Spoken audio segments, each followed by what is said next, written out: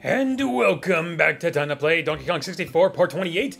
I felt it was time for me to stop being lazy and finally get back to making these Time to Plays so I can make some progress and hopefully finish with them one of these days. That's a dream I'd like to see come true. So how long have we been on DK64? Quite a long time. Soon it's going to be like years since I've done Birth by Sleep, and I need to finish that. I got like 3 more episodes. However, I do kind of want to... Oop, wrong button. I do want to not make these videos as long as they used to be, just for the sake of getting them out with a shorter amount of videos. So... I guess I'll fill in for him. Oh, banana. He had no idea what happened to the audio on that. So... yeah, I kind of want to shorten the time of the Time to Plays to maybe about 15 to 20 minutes at the maximum. I don't want them to be 30 minutes or longer anymore like I was going for. I really want to cut it down. I just...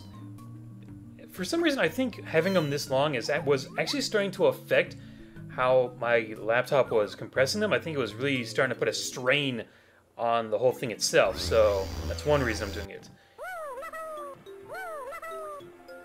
So, just don't mind the cuts in between the areas.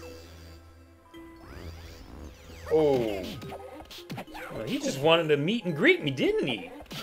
He was just like, oh, give me a hug and I'll give you one back. And he had to give me a present and then he left. Oh, I better get out of here before that hits. Gotta say though, I am so glad that nobody's been able to hear the fan in the background of my videos lately. Then again, I haven't heard it myself, so I'm very thankful for that, because if I couldn't have this thing at even the lowest, I wouldn't be able to narrate videos anymore, at least not for the summer, because the heat will kill you. There's no way I can get through the summer without this thing on. I definitely can't. Well, my fan has three level settings, and I definitely can't have it on 2 and 3. That will definitely be picked up, but at least on the 1 setting, I don't think you guys can hear it. So, very grateful for that. And I'm going to go ahead and just skip to a next section. Now, I'm pretty sure I got this video uploaded the day after the news came out about the classic Super Nintendo coming out, which we all knew was coming. There were too many hints about it. The classic NES did so well, but now, the big deal about this one is the fact that it has the never-before-released Star Fox 2. I mean, wasn't that the game Miyamoto said like he thought was best if it just stayed dead forever? That's why it's so hard to trust developers. Their minds will change. But you know what? Sometimes we want their minds to change. I'm very happy about this change. I'm not going to argue. Unless, of course, they don't get enough classic Super Nintendos out there to meet demand. Which, then I'm going to complain. I'm going to complain a lot! Much like everybody else on the planet who's not able to get one at the first instance of being able to pre-order the thing. Also, I think I just read that it's only going to be available in 2017. Like, that's it? Are you kidding me? We have 3 months to get it? I think even the classic the classic NES lasted longer than that. But I don't know what I'm going to have to do, but I have to do something to get it. I want Star Fox 2.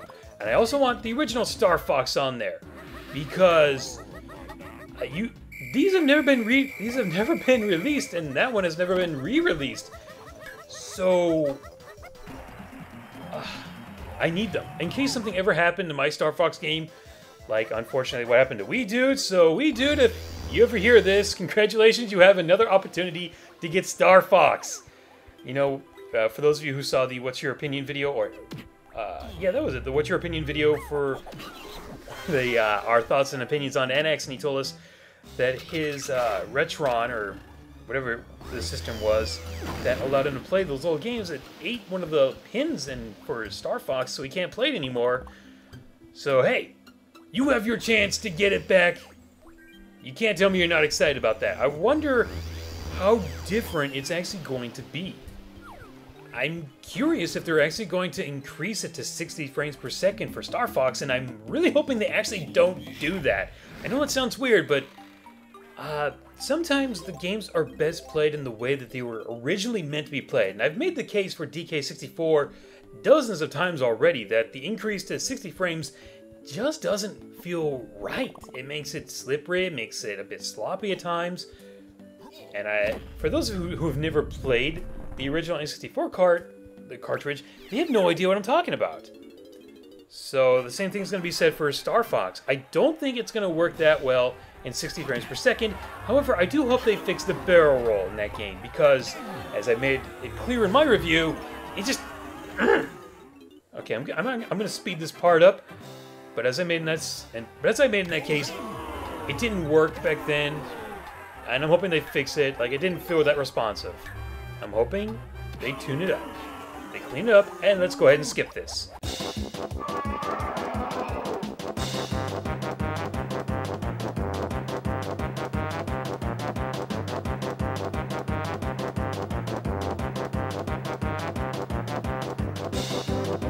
So yeah, there's no point in asking if I'm super excited about this because I'm super duper excited about it. I mean, Star Fox 2, I want it. And I know somebody's probably going to ask, well, why don't you just get an emulation of it? Why don't you support the gaming industry? So yeah, I'm really hoping I can get this. I'm really hoping that I'm able to actually pre-order this thing and that they're not going to be sold out by the time I wake up or before this video uploads, or I don't know. That's usually how it works. My timing is pretty bad. I would like to ask you guys, and I'll probably answer these next time, have some featured comments or something like that. What game did you want to see in the Super Nintendo Classic that wasn't there? You guys let me know about that in the comments. I really want to know what you have to say, and I'll either put them as a featured comment in the next video, or I'll go over them in said next video. But enough sad news about that. Well, sad and good news. I mean, it's good news, it's finally happening. Bad news is, it's probably going to be a bloodbath to get it. But with that put behind us, let's get to some generic Q&As. The Creeply Creeper. What is your favorite enemy from the DKC series, not counting bosses? That's... Never really put much thought into it, but if I had to say one enemy in particular, I'd probably go with Clump the General. At least in the very first DKC game. My main reason for that is because you can tackle him as both DK and Diddy. Whereas you can jump on him with DK, but if you don't have DK, that won't work with Diddy, but you can still cartwheel into him, and that works. Which is a lot more, or a lot less frustrating than, say, if you're going up against Crusha. Whereas you can only kill him with either DK or Barrel. Diddy has no chance. He just bounces off of him and goes, Yeah, you know that one. Pretty sure a lot of you guys know about the cartoon, and unfortunately I don't have the energy to do one of the songs this time. Hopefully next time, and I gotta think about which songs, because I've completely forgotten which ones I've done. It's been so long. Okay, so yeah, I'd probably say Clump. Daiso Devon. Besides the songs, what is your favorite episode from the DKC cartoon? I love the fact that we're staying on topic with Donkey Kong Country here. Which, if I also could bring up real quickly, back to the Super Nintendo Classic, a little disappointed that the entire DKC trilogy isn't on there, but at least the first one is. So, I wish they had DKC 2. If I could have one other game on there, I'd want it to be DKC 2. But what you gonna do, right? Okay, so for your question, what's my favorite episode from the DKC cartoon? I'd probably... I don't want to say maybe Bug-a-Boogie, the one where they trick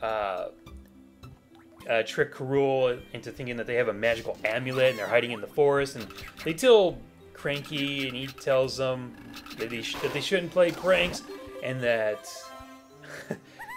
then Cranky tells him to go put it in, and that it needs to be hidden in the Well of Woe in the forest, in the Forbidden Forest, and DK's scared because of the bog monster, and I think that pretty much sums it up right there. That's what the episode is, and that's what I love about it. Just things go wrong all the time. Alright. Sonic Sceptile Warrior. What is your favorite episode from SpongeBob? Once again, another... Like, I haven't really put much thought into it. Like, I would just watch almost all of the ones from the first 3 seasons. There have been a couple of the newer episodes that I do kind of like, some of them. But if I had to pick just which one is my favorite... don't put this on the track record. Don't make this as like absolute, but I think if I had to pick at least one for right now, maybe I would say Dying for Pi. That was a good one. Dying for Pi in just one bite, I think, are probably my favorite episodes from SpongeBob. But, I mean, I haven't really put a whole lot of thought into it. Oh, there's the barrel. Alright, so, Curious User X90. Do you think a new open 3D DK game should come to the Switch, and how would you imagine it? Once again, loving the fact that we're staying on topic with DKC, and although SpongeBob wasn't on topic, it was at least it was kind of like within the consistency of what's your favorite episode of this. But do I want there to be an open world 3D Donkey Kong game on the Switch? Did you forget who you're talking to? Of course I want that. I want that on... I'll take that on 3DS, I'll take that on Switch, I'll take that on... I'll take it on GameCube, I don't care. Give it to me. I want it. We're getting Super Mario Odyssey, and that looks fantastic. So, I don't know. DK in a 3D open world. This is the only 3D DK game we've had. And I would love it if Retro was actually trying to do a 3D Donkey Kong game. But if they're doing a third DKC game, I'm not gonna argue. But yes, I would love to see someone at least try one more time to make a 3D Donkey Kong game. At least in the vein of the Donkey Kong Country series. Just not nearly as many playable characters, because it just didn't seem like it was that necessary. It seemed like they were trying to push the envelope for how many characters they could make playable, but don't get me wrong, I love this game. I really do. But I understand the complaints that a lot of people had. That said, I still love the characters, but I do think we need to tone it down, or at least tone down the collectibles. Other than that, I'd still love to see another version, or another Donkey Kong 3D World game. As for how I would imagine it, I still obviously would take the Kremlings. Or maybe we could have this as the whole Tiki versus Snowmads versus the Kremlings for the whole war against DK Isle, or the war for DK Isle. I'd still want there to be some focus on the animal buddies, especially like Squawks and Squitter, Rambi obviously on guard. Maybe bring in some new animal buddies, that'd be nice. I don't know who they do, but I'll take it if they can do something like that. Oh wait, this guy, I brought this up before, I just don't understand why this isn't the boss. In fact, it's not even anything in particular, it's just there to drop rocks on your head and everything. So that, I never understood that. What was the point of this? You don't even get a banana for killing him. Well, at least Tiny got all her colored bananas, even though I think that's pointless. I mean, I already got 75, so I didn't need any more, although I still have to take on the boss. So, yeah, I'm going to have to go ahead and do that real soon. But to go back to your question, or how I would design it, I'd still have it something like this, but just either being able to switch between the characters instantly, or scale it back to just 3 main characters. Got more out of that question than I thought I could, but moving on to our next question, a Dark Seraph. If you could go through a portal to any game world, which one would you go to? I believe years ago I did the interviewed video series, basically what generic Q&A, the precursor of it was. So for this, and I remember I was asked a question like this, and I believe I said I would go to the Pokemon world because I thought that would be a lot of fun. Then you stop to think about some of the Pokedex entries, and if they aren't true piles of rubbish, it actually probably is very dangerous. Ooh, that's 2 full 100 sets of bananas. I'll take that. And we'll just pay the boss a visit. But honestly, I can't really think of what world I would go to. Honestly, it just seems like, I don't know, maybe the Night series, just so I can have a dream where I can fly around? I don't know. I'm at a huge loss of words, because no matter what you look at it, a video game world is always going to be dangerous, unless it's something, oh, look at the butterflies. Not for me! But, I don't know. It just doesn't seem like there's a place where you can go to where the consequences are so minimal. minimal consequences. Maybe Banjo-Kazooie, I don't know. I'm stretching it because I can't really think of any other place where I would go to that's so comfortable that you don't run the risk of dying. If that's the case, you might as well just go to Animal Crossing. If that's the case, you might as well just stay in the real world. So the conundrum. Let's see how many more of these I can answer before I get to the boss itself. Jardez the Various. Which game or games at the top of your head do you feel have the best value with their DLC? Definitely Mario Kart 8 and Super Smash Bros. For Wii U and 3DS. I don't even think I've spent that much money on any other DLC, or if there's games in general that I've put that much money for DLC into. Not really. I don't really buy DLC for a lot of my games. Then again, I have a lot of games that don't really have DLC. So I was really happy with what we got for Mario Kart 8 and Super Smash Bros. For Wii U. I just felt like those were games I needed the DLC for. And then, well, obviously we got our money's worth out of it. That's the most important thing to me. Alright, ED Games. Is there a game that you don't like that everyone else likes? I'm trying to think. It's not like I don't like some of it's not like there's games that I don't like that everybody else likes, but there are games that I feel like are, and how do I put this? I guess it would be a list of fundamentally good games that did not leave an impression with me. However, that doesn't really sound like it rolls off the tongue or a very catchy title, but that's just in the beta stage and it's been there for a very long time. I can only think of 4 games for that list. Once again, though, they're not games that I think are bad, they're just games that everybody really loves that I can see why. I think they're designed without any major problems, but they don't resonate with me like they do with everyone else. I guess that's one way of putting it. I think I will say what at least one of those games is, for at least some kind of spoiler warning. And I would say Super Mario 3D World is definitely on there somewhere. Just to give an example, like I said, I don't think it's bad. Ow. I just think like it doesn't click with me.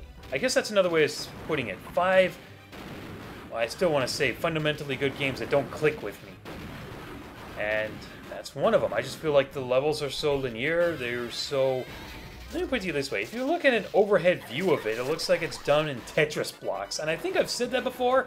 I'm not quite sure if I have, but that's definitely a statement worth repeating, because I still strongly stand behind that. But that's just one example. Once again, I think the game is fine. There's nothing really wrong with it. It's just, I don't know. I feel like the bar was set too high, and then Mario just kind of went way too under it. That's why I'm so happy about Super Mario Odyssey. That game looks like nothing compared to 3D World, obviously.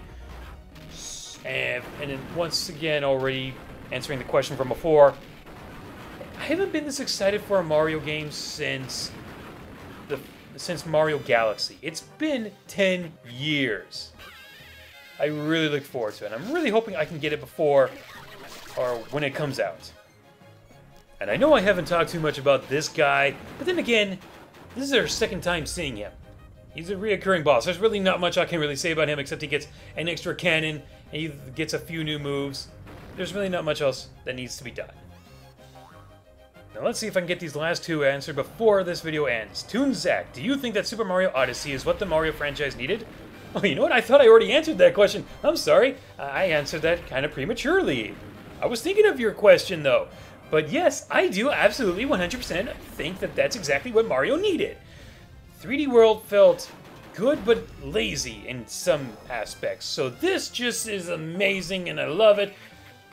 And I've already gone over a little bit of it in the my thoughts on the E3 2017 video, the Afterthoughts video. So yes, I'm really looking forward to it. I really want it. I really hope I can get one. Okay, I was going to try and get one more generic Q&A answered, but unfortunately I am completely 100% at a time, and I'd rather not rush through the question. So we're going to end on this note. Oh, he's naked, get him out of here.